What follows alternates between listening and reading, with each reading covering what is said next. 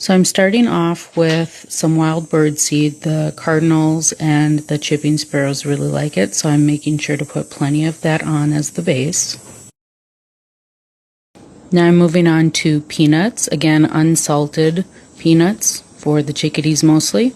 Then we have walnuts, which the squirrels thoroughly enjoy.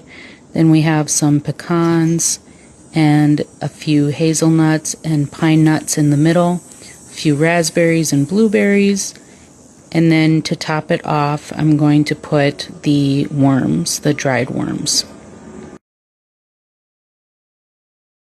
And there we have it. There's our Chirp-cuterie board. Okay, here it comes, setting out the board, waiting for our first visitors. So just like last time, the squirrel is the first one to come to visit. So she comes around so often, so I'm going to name her Susie the squirrel from here on out. So when you hear me say Susie, I'm talking about her. So the second visitor is the chipping sparrow, which I find really interesting because in the past, chipping sparrows have been kind of rare around my house.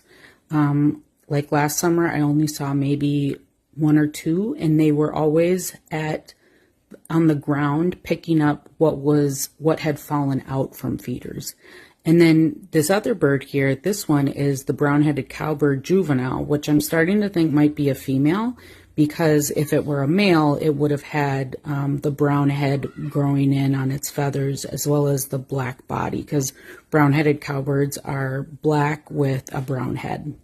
Okay, really quick, the other thing I want to mention here is that this is the chipping sparrow that I captured a couple weeks ago when it was feeding the brown-headed cowbird juvenile. And at the time that this video was taken, it was still feeding the brown-headed cowbird, as you can see.